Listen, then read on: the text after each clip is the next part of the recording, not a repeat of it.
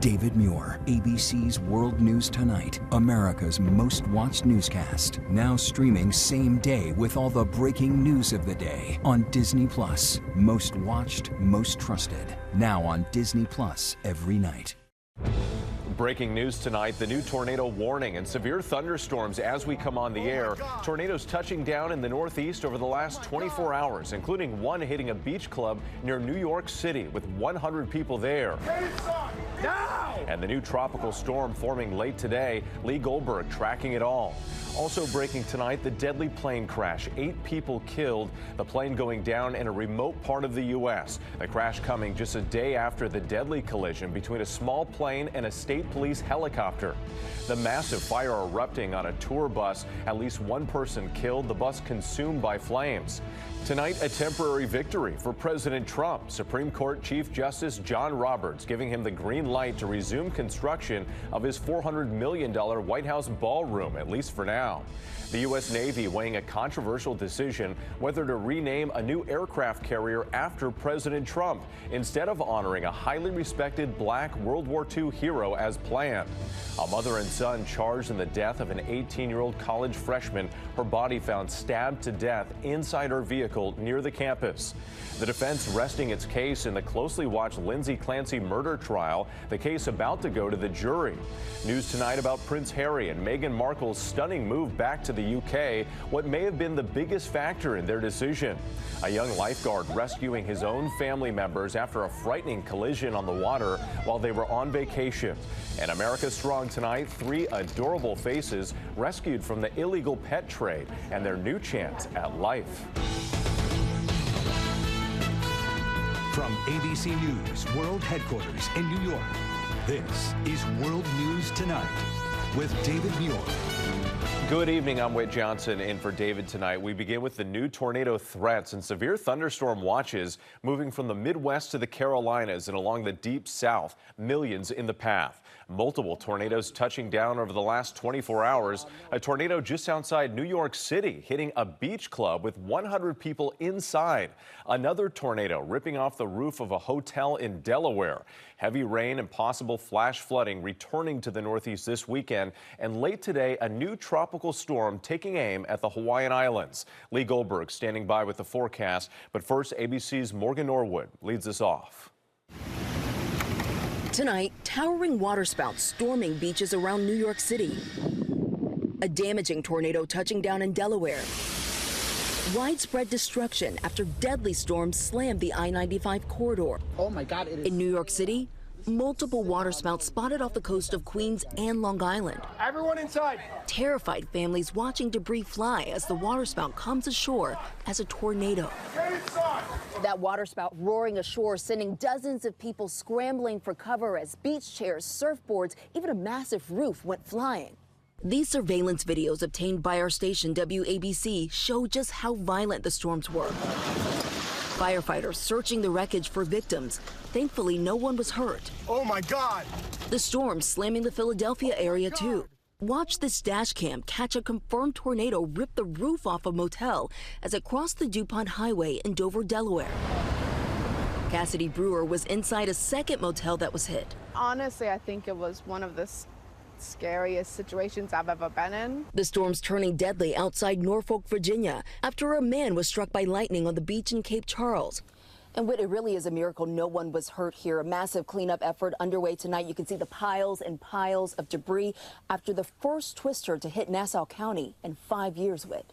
Yeah, really remarkable, that damage behind you. Morgan, thank you for that. Let's get right to ABC's senior meteorologist Lee Goldberg. Lee, the severe storms continue overnight. Yeah, it's the Carolinas, Whit. Now a break here in the tri-state area. More showers over the weekend, but big storms are approaching Raleigh right now. Severe thunderstorm watches over the Carolinas into the evening hours, and storms circling Myrtle Beach. Also from Baton Rouge to Pensacola, heavy storms, and also from Peoria over to Chicago. The storms over the Carolinas, they go to the mid-Atlantic. The flash flood threat is renewed tomorrow. I think New York City gets spared, but from Norfolk over to Philly, some heavy storms and 1 to 2 inch per hour rainfall rates. To the Central Pacific, second weekend in a row, it's tropical tropical impact on Hawaii. This time it's Tropical Storm Moke. No, it's not as strong as Lala, but it's going to bring additional rainfall, 5 to 15 inches to the Big Island. Could be mudslides and additional flooding as we go into early next week. And the tropical Atlantic remains quiet, pretty typical of an El Nino year. Whit. All right, Lee Goldberg for us. We appreciate it. Now to a deadly plane crash in a remote part of Alaska. 8 people killed, including 2 employees with the U.S. Army Corps of Engineers. The plane going down in foggy conditions near a long-range radar site. Here's ABC's Trevor Ault. Tonight, the U.S. military says 2 Army Corps of Engineers employees are among the 8 people dead after a small plane crashed near a remote radar site in western Alaska. The wreckage is in an area of steep mountainous terrain a ways from the airport. This is going to be a helicopter recovery. The Army Corps of Engineers had chartered that plane from Security Aviation, headed to Cape Neuenham Long-Range Radar Site Airport, 450 miles west of Anchorage. Officials say around noon Thursday, the aircraft missed its initial approach and crashed on the second landing attempt. It was in the midst of foggy conditions so poor, responders say they initially struggled to locate the wreckage. The military says the people on board were performing a vital mission in a demanding environment. There were no survivors. The crash comes just a day after this fatal collision between a small plane and a state police helicopter in Carlisle, Pennsylvania. The NTSB now says investigators have recovered data cards from both aircraft, and that small plane was flying erratically before impact. It was in a steep nose pitched up attitude, then it temporarily leveled off and for reasons unknown flew off the right side of the runway and impacted the helicopter. The plane's pilot, ER Dr. Paul Sokoloski, was killed, and 2 state troopers aboard the helicopter survived with injuries. Still lots of mysteries in this crash. Why didn't the light aircraft continue on down the runway? Why did the light aircraft make a sudden veer towards the police helicopter at the last second? With the identities of those 8 people killed in the Alaska plane crash have not been released, the U.S. military is calling this a devastating loss. Whit. All right, Trevor Ault with those breaking details. Thank you. Next tonight, a harrowing scene on the 60 freeway outside Los Angeles. A tour bus erupting into flames. At least 1 person killed when the fire broke out. More than half the bus burned. The cause of the fire under investigation. We move on now to the Supreme Court handing at least a temporary victory to President Trump. Chief Justice John Roberts allowing the president to continue construction of his $400 million White House ballroom, at least for now. Let's get right to ABC's Rachel Scott. So, Rachel, what does this mean for the project now? Well, this is not the last word, but it is a victory for President Trump. In a 1-sentence order, Chief Justice John Roberts temporarily allowing the work on the ballroom to continue, giving the justices more time to make a final decision on whether it can go forward. It came after a federal appeals court ruled construction must stop unless the president gets congressional approval first. But with 65% of this ballroom has already been built. Crews have been working nonstop for the last 10 months. And as we've seen, the entire East Wing has already been demolished. It is all happening. The president tonight is celebrating this decision, saying that he is grateful for this order from the high court, saying that construction is moving forward ahead of schedule. Okay, Rachel Scott, thank you. Next tonight, the U.S. Navy weighing a controversial decision. Sources telling ABC News Navy officials are considering renaming a new aircraft carrier after President Trump instead of honoring a highly respected black World War II hero as planned. Here's ABC's Martha Raddatz. He was the first African-American in history chosen to have a U.S. aircraft carrier named in his honor, a World War II hero named Doris Miller. But tonight, sources tell ABC News the Pentagon may soon strip that honor away in order to rename the ship after President Trump. Miller was a Navy cook aboard a battleship in Pearl Harbor in 1941 when the Japanese attacked. The Japanese have attacked the Pearl Harbor. He ran above deck and with no training, firing an anti-aircraft gun at the onslaught of Japanese warplanes, then carrying injured sailors off the sinking ship to save their lives. He was killed in action himself 2 years later. The first black man in the U.S. ever to receive the Navy Cross for valor. And in 2020, that new honor, an aircraft carrier with his name. His great niece telling us back then, to have the USS Carrier named after him, our family is just absolutely speechless. The team building the carrier proud to be part of the history. My original connection with Doris Miller was the fact that he was someone that looked like me. At the time, President Trump heralded the decision as well, but with a note of envy. The next American aircraft carrier will bear the proud name of USS Doris Miller. That's pretty good. They won't give me that honor. That's a big boat. That's a big ship. All right, one day maybe, but in the meantime, you're right, one day maybe. But that day may have come. Sources telling ABC News Navy officials are now weighing removing Miller's name from the ship and instead considering naming it for President Trump. No U.S. Navy vessel has ever been named for a sitting president.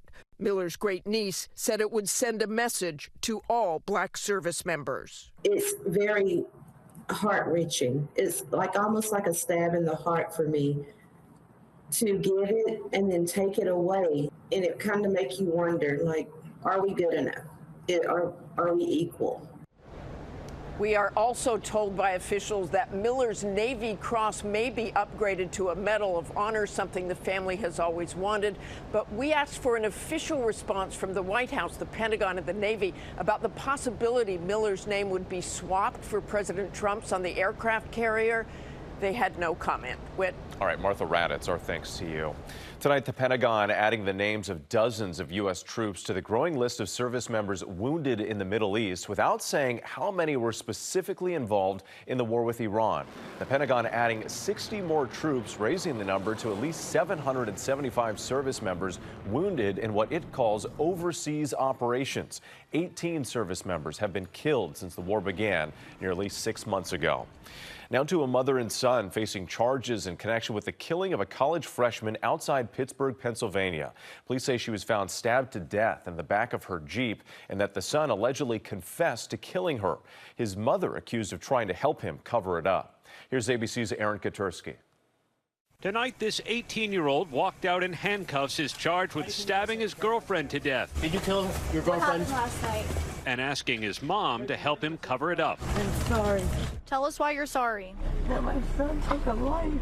Royce Moser is charged with killing Karoline Heintz, who was starting her freshman year at Penn West California University near Pittsburgh. Her college soccer team posted this tribute describing their immense pain and sorrow. After she failed to return to her dorm, police said they found her body early Thursday morning in the back of her car with noticeable blood spatter inside and outside the vehicle. Investigators said Moser told them the two were talking when he got angry, then had a demon take over him and tell him to stab Karoline. He goes inside and grabs a large knife from the kitchen, comes back out, and proceeds to stab her in the chest area. Police said the teen then called his mother, who told him she would help him clean the car with disinfectant spray. They say later she told him to take a bath and then shower, while she allegedly threw out the knife and put his clothes in the washing machine. Police said they found the knife in a garbage bag outside the mother's home. Mother and son are in custody tonight. Whit, he's charged with criminal homicide. She's charged with evidence tampering. Whit. Aaron Katersky for us tonight. Thank you. In a case being watched by millions, the Lindsay Clancy murder trial in Massachusetts is now a step closer to going to the jury. The defense resting its case today. Clancy did not take the stand. She has admitted to strangling her 3 young children. The defense claims she was suffering from postpartum psychosis. The prosecution saying it was intentional and planned. Tonight, ABC News learning more about Prince Harry and Meghan Markle's stunning decision to return to the UK. It comes as Prince Harry, Elton John, and 5 others are ordered to pay millions of dollars for their failed lawsuit against the publisher of the Daily Mail. ABC's chief international correspondent James Longman in London tonight. Tonight, a major financial blow for Prince Harry in his war against the British tabloids. A judge ordering the Prince and 6 fellow plaintiffs to pay an initial payment of $13 million after their failed lawsuit against the publisher of the Daily Mail. Harry, who once likened his battle against the press to slaying dragons, will have to share the costs with the others, including Sir Elton John and actress Liz Hurley, and they are expected to pay more. It comes as speculation swells in Britain about why Prince Harry and Meghan are moving back to the UK, and opinion is divided. I thought they were all for America and all against their family and things. But tonight, word a potential acting role for Meghan could be in the cards. The Duchess is reportedly in early talks to join the cast of the Netflix show, The Gentleman, if it's greenlit for season 3. The family's security is top of mind for Harry as they make Britain their home. Once again, today the press warned not to release details of their new home or where Archie and Lilibet are enrolled in school. As a British taxpayer, would you be happy to pay for their security if they were not working royals? You know, maybe his dad wants to chip in some of his private millions towards their safety. Kerry telling me she just wants them to be safe. They should just be left to kind of live their life. If they want to come back, they should come back. I think the fuss and the polarisation on TV and in the news and online is just potentially causing a dangerous situation. Whit, the Sussexes are expected to be here within days. The children will soon start school, and then we'll find out more about their new life in Britain. Whit. All right, James Longman, thank you very much. Here in the U.S., amid growing American concerns about the cost of living, President Trump says he is temporarily waiving a tariff on imported beef for 90 days. The administration says the imported beef will be sold at 25% below market prices. American cattle ranchers and some Republican lawmakers blasting the decision. Ranchers say drought, along with the rising cost of feed and supplies, has forced them to shrink the size of their herds, driving beef prices higher. When we come back, a horrifying malfunction at a state fair sending riders slamming into a railing. A lifeguard rescuing his own family members, the frightening collision on the water while on vacation. Pizza Hut snapping into football season with a name change, and the rescued spider monkeys. We'll take a look at how they're getting settled into their new home. Next tonight, 9 people injured when a ride malfunctioned at a state fair outside Nashville. A visitor recorded the wave swinger Wednesday, the seat suddenly swinging lower and closer to the fence. You can hear the sound, then slamming riders into the railing. Witnesses say riders were screaming and crying. State officials say the ride passed inspection just days ago. An investigation is underway into what went wrong. A lifeguard saves 3 family members after a water tubing excursion took a frightening turn in Aruba. The family was riding 2 separate tubes when one crashed into a boat, throwing one group into the water. Lifeguard Marcelo Lorenzo quickly dove in and rescued his father, aunt, and a cousin. They each suffered minor injuries. Lorenzo stabilized the 3 until help arrived. When we come back, the CDC alert about outbreaks of E. coli and salmonella possibly linked to alfalfa sprouts in multiple states. To the index now, a 15-state salmonella and E. coli outbreak the CDC says is linked to alfalfa sprouts. Health officials report 55 people have been sickened and 4 hospitalized. The bulk of the illnesses in Wisconsin and Minnesota. Cases, though, stretching from Washington state to Vermont and down to Florida.